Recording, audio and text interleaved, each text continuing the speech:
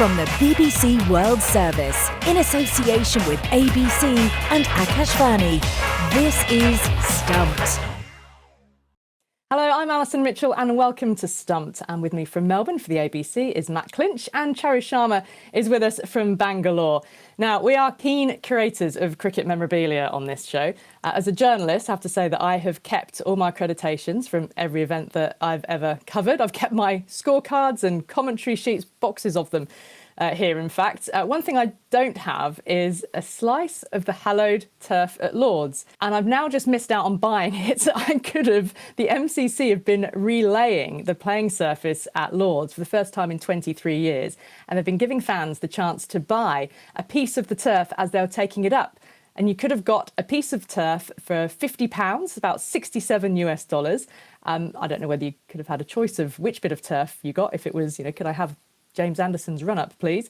But I'm interested in whether you guys collect memorabilia. I'll show you this as well. Well, this is not, I don't know, would you count this as memorabilia? But I've kept accreditations, I've kept, all sorts of things. This is a portrait that the Cricket Writers Club, Cricket Media Club, had done of me when I was their first female chair. It's captioned Woman on Fire, which I have to say I quite like. I don't have it on display prominently in my home. Whether that is going to have any value in the future, who knows? I'm sure it won't. But it's a lovely piece to hold nonetheless. But what about you guys? Are you hoarders, collectors as you go about your work? I've kept a lot of my passes, but my wife has sort of made me get rid of them as the years go on. She did walk past an op shop and actually saw Adam Zampa's kit bag, which was being sold at the op shop for a ridiculous price. So she bought it for me and I still have it. I've told him I've kept it and I keep a lot of my cricket stuff in that. But I've got to be honest, I haven't accumulated that much over the journey, but hey, that's what happens when you move. You have to get rid of some stuff. True. Charu? Yeah. Alison, both physically and mentally, I just decided very early in my sporting career that I was not a collector. So, there's a limit on space and you tend to get rid of just about everything. There's a spring cleaning done or Diwali cleaning done every year and a lot of stuff goes out. And I can feel and sense what Clinch was saying because my wife says, hey, you're not going to get any of this stuff to lie around at home. So I haven't collected a thing. I mean, there are the odds and, pieces lying around. But I've got to, I think, very quickly mention that there was a piece of memorabilia, a wonderful bat that a friend of mine wanted desperately to have signed by Viv Richards, of course, the king himself. And I got to know Viv reasonably well through cricket and, of course, golf as well. So I said, a little reluctantly, I hate going up to people, but I did for this very close friend of mine who's a big-time cricketer in his own way and still captains our alumni team. And I said, Viv, if you don't mind, this is for a very close friend. He said, yeah, no problem. And he signed on the front of the bat. My friend, of course, wanted it on the rear, on the back, so he could play with it. So he said, well, thanks a lot. But what do I do with it now? I can't play with it. So it's just framed and lying in his home. Yeah. Well, that's a nice thing to have, isn't it? I mean, I don't really have what you talk about as being cricket memorabilia, but I suppose I do just collect things from going around. And actually, this is not cricket, but golf. I covered an open golf with the BBC, and you get given an armband that gets you, the other side of the ropes and onto the fairways, and it's dated and everything, and so it's never going to be used again. So I sort of took that home with me. If you watch us on YouTube, I've always got behind me, there's a pink cricket ball that is not, a cricket ball of any particular note, but I did cover the first ever pink ball test match for the ABC Clinchy. And actually from that test match, I bought myself a little autograph mini bat at the time, which says specifically it's the inaugural day-night test 2015, Australia, New Zealand, Adelaide Oval. And the signatures on the bat, well, that is simply our ABC commentary team, just for my keepsakes, and remember that I was part of that. So that's not going to be of any value to anybody except me. I've got a little bat behind me which has got signatures on it from the Channel 4 cricket team days who did the momentous '05 Ashes test. I was actually a runner on that series, so I wasn't even a qualified journalist by that stage. I was a student, but it was such a momentous time in my life and the very, very start of my career as a, 21-year-old or whatever, when I was working with that team, that I just got everyone on the production team and the commentary team to scribble on it and sign. So Richie Benaud's autograph is on there, for example, alongside the logger, camera crew, other commentators, and some pretty rude messages as well. So, and again, has no value to anybody except me, but I do like to sort of collect these little mementos as I go along. But I don't know, in terms of turf, I was quite intrigued by them selling off bits of ground, and it just made me think, like, if either of you could get a piece of turf from any ground in the world, what would you opt for, Charu? Is there anywhere in India that you go, yep, that place has got a special spot in my heart, or I love the grass? Well, I have to get to that in a second, but I must confess, for myself, I was very reluctant to try and get any memorabilia at all. but I've been less reluctant, a bit of a sort of a fond father. In the past few years, I have asked people for something dedicated to, my sons, and I hope they have a better sense of holding on to things, unlike I, who I've just sort of given everything away. But if it's marked to you specifically with a name, I think makes sense. Otherwise, it's just a signature, really, isn't it? I was thinking about which where. By the way, I'll probably have to somehow shuck out 50 pounds because I would like a piece of the Lord's turf. That's about the only ground, I think, which has the gravitas of getting something from a ground, because of all the history and stuff. And you're not clear on 50 pounds. How much do I get? A 2-inch by 2-inch or a No, foot by a foot, I did look this up. They were giving it. It was 1.2 meters by 0.6 meters. Oh. So that's decent. Sizable. Yeah, like a bit of a strip. So you could try and lay it in your own little. Sometime. I think you could bulk purchase as well if you got your orders in early enough. So Lords for me, Clinchy.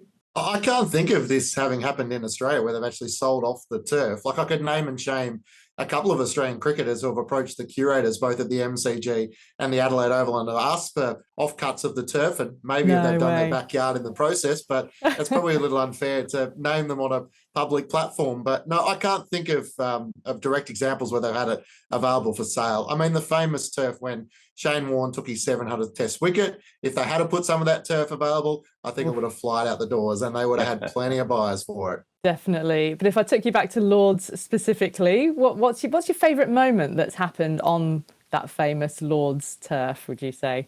For me, well, it's got to be one of my colleagues, doesn't it? Glenn McGrath. Sort of some of the memories he's had back in 97. He took his 500th Test wicket there back in 2005. So, I mean, there's plenty of examples, but it's hard to go past Glenn McGrath with the success he's had at Lords. And you, Alison, at Lords? For me, it's the two World Cup wins, the women in 2017, the men in 2019. And really the women in 2017, I think for me particularly stands out. I was fortunate enough to be calling the winning moment, but it was what it did for the women's game. It felt like such a seismic moment for a wider cause. So that for me was the most special, for sure. So how much would either of you pay for a piece of sporting history? And I suppose there's a lot about what it is, where it's from. But I don't know, Charu, what do you reckon? Yeah, after I've spent the last half hour or so talking about how I'm not a collector, but not an arm and a leg, but and also it's got to be just the right person, somebody who you truly and a sense of history as well. But I'm trying to convert it into pounds as I speak. But how does 2,500 pounds sound? Too little?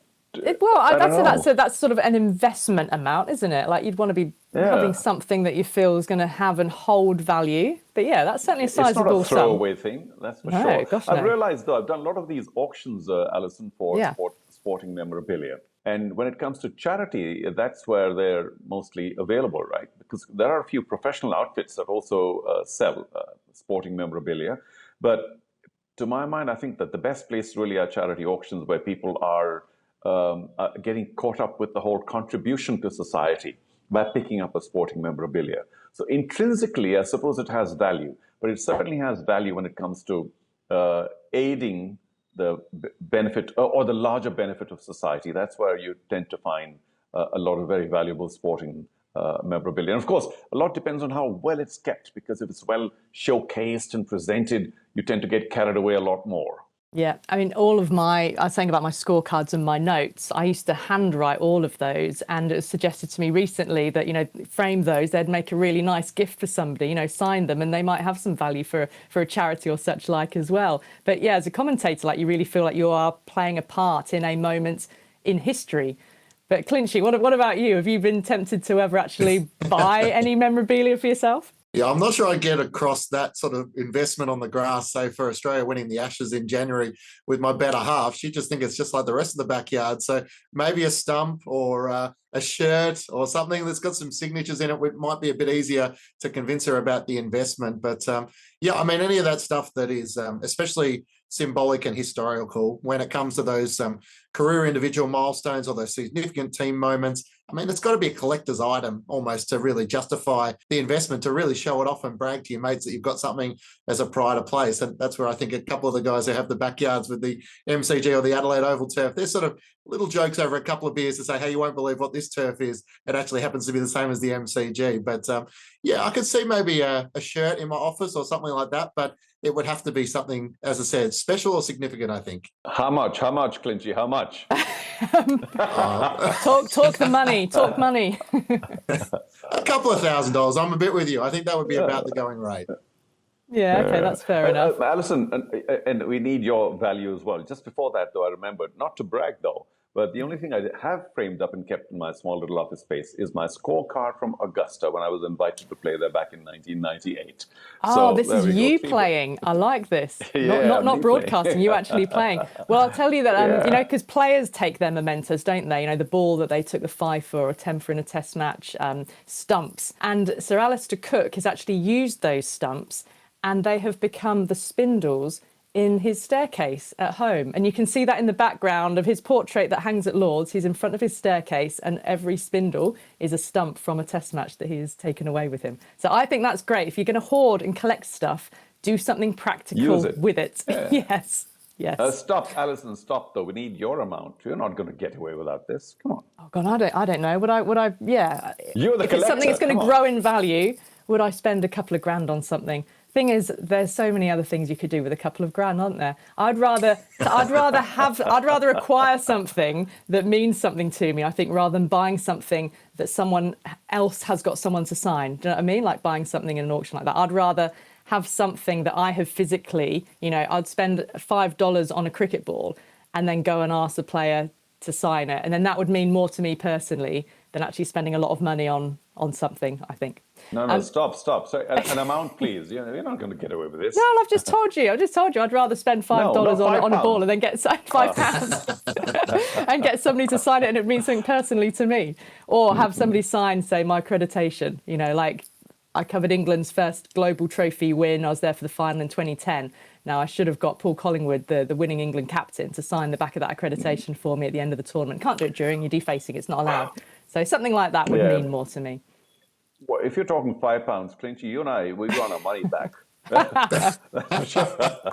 And I know there's some players that have, Simon Kadich has a room which has bats all around the room from all throughout his career. So there's some people who desperately keep them and have it proudly on display. And I know Dirk Nannes has boxes and boxes of team shirts that one day he's going to give away or throw away. Or he might knit them together and make a couch, like upholstery. I've seen that as well. Armchairs, sofas made up of playing shirts. Well, you've got to recycle them. That's a huge waste, isn't it, the amount of playing shirts going around? Charu, do you have any favourite moment that's taken place on the Lord's turf? 17 and 25. Where does that take us? 42 years ago. It was the 1983 Indian World Cup triumph. That was just such a special moment for every Indian. It happened at Lord's. I wasn't unfortunately there myself, but I'll have to count that as the seminal moment for Indian cricket. Everything changed thereafter. And those scenes captured forever of the crowd rushing in those days they could. And the Kapil Dev and gang and Sunil Gavaskar on the balcony holding the trophy, and just everything to do with that match was very special for Indian cricket. And I think to a large extent, Indian cricket is where it is today. I'm not saying it's at the best place, but, it's doing rather well. It's an understatement of the year. And I think it's all because of 1983 at Lord's. There you go. Couldn't think of a better way to wrap things up. That is all we've got time for on Stump. So my thanks to Matt Clinch, Charu Sharma, and to all of you. We'll do it again next week. Until then, bye for now.